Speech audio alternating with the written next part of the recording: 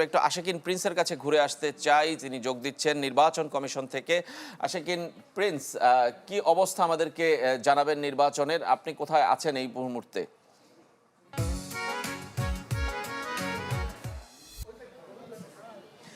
রেজওয়ান, আমি রয়েছি সরকারি সঙ্গীত কলেজে যে কেন্দ্রটি রয়েছে সেখানে। এটি মূলত একেবারে নির্বাচন কমিশনের লাগোয়া। আমি এটি মূলত ঢাকা ১৩ আসনে যেটি, সেই ১৩ আসনের ভেতরে পড়েছে এই কেন্দ্রটি, এবং ঢাকা ১৩ আসনে মোট ৯ জন প্রার্থী যারা রয়েছেন তারা কিন্তু তাদের ৯ জন প্রার্থী এই কেন্দ্রে রয়েছেন। এবং আমি যে কেন্দ্রটি রয়েছে সেটি হচ্ছে সরকারি সঙ্গীত কলেজ কেন্দ্র ১, যেটি সেখানে ভোটার হচ্ছে ৩,৬৯১ জন। তো ভোটাররা আসছেন, ভোটাররা এসে তাদের জন্য নির্দিষ্ট যে কক্ষ রয়েছে বা বুথ রয়েছে সেখানে তারা কিন্তু তাদের ভোটাধিকার প্রয়োগ করছেন। তো আমাদের সাথে রয়েছেন আমাদের সহকর্মী স্বপ্নীল শাহরিয়ার শিশির। তিনি সকাল থেকেই নির্বাচন কমিশনে ছিলেন। কিছুক্ষণ আগে আমরা জানতে পেরেছি যে নির্বাচন কমিশনের সচিবালয়ের সচিব তিনি ব্রিফ করেছেন এবং ভোটার যে উপস্থিতি, টার্ন আউট, সেটি নিয়ে একটি কথা বলেছেন। তো আসলে এখন পর্যন্ত ভোটার টার্ন আউট কত পুরো বাংলাদেশে?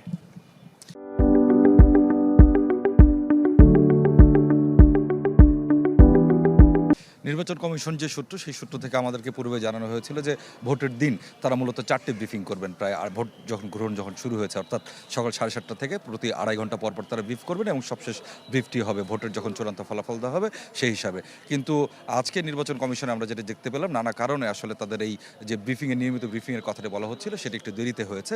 সেটি কিছুক্ষণ আগেই 15-20 মিনিট আগে সেই ব্রিফিংটি সম্পন্ন হয়েছে এবং নির্বাচন কমিশনের যিনি সচিব রয়েছেন আক্তার আহমেদ, তিনি সেই ব্রিফিংটি করেছেন এবং তিনি জানিয়েছেন যে দেশের যে ৪২,৬৫১টি ভোট কেন্দ্র রয়েছে, সেই ৪২,৬৫১টি ভোট কেন্দ্রে একযোগে ভোট গ্রহণ শুরু হয়েছে এবং এখন পর্যন্ত কোনো ভোট কেন্দ্রে ভোট গ্রহণ বন্ধ হয়নি। এবং তিনি আরেকটি বিষয় যেটি জানিয়েছেন যে সেটি হচ্ছে যে ৩২,৭৮৯টি কেন্দ্রে দুপুর ১২টা পর্যন্ত তাদের কাছে যে তথ্য রয়েছে সেই তথ্য অনুযায়ী ৩২.৮৮% ভোট পড়েছে। তো আমরা জানতে চেয়েছিলাম কেন ভোটের তথ্য জানাতে এত দেরি হলো। তিনি যেটি জানিয়েছেন যে তিনি বলছেন যে ডেটা কালেকশন যে মেথড রয়েছে, সেই ডেটা কালেকশন এবং ইনফরমেশন নেওয়ার মেথড একটু পরিবর্তন এসেছে। সে কারণে সবগুলো তথ্য একত্রিত করে তাদেরকে জানাতে একটু সময় লেগেছে। এখন পর্যন্ত যে ভোট কাস্ট হয়েছে এতে নির্বাচন কমিশন সন্তোষ প্রকাশ করেছে কিনা, বা তাদের পক্ষ থেকে কোনো টার্ন আউটিনে কোনো মন্তব্য আছে কিনা?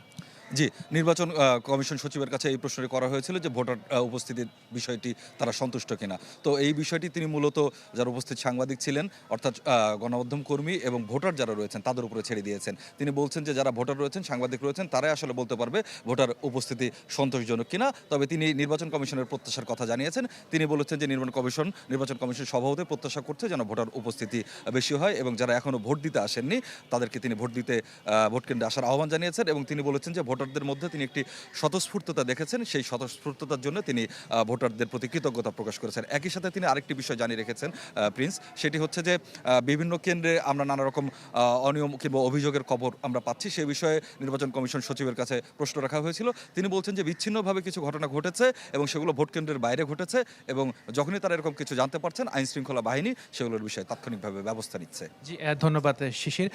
তো রেজওয়ান, এখন 12টা পর্যন্ত যে তথ্য নির্বাচন কমিশনের পক্ষ থেকে বলা হয়েছে সেখানে সারা দেশে 32.88% ভোট পড়েছে এবং নির্বাচন কমিশনের পক্ষ থেকে প্রত্যাশা করা হয়েছে যে সামনে যে সময়টি রয়েছে সেই সময়ের ভোটের যে হার সেটি আরও বাড়বে। অবশ্যই বাড়বে, সময়ের সাথে সাথে ভোট পড়বে এবং বাড়বে। ধন্যবাদ আপনাকে আশিকিন প্রিন্স আমাদের সঙ্গে যুক্ত হওয়ার জন্য।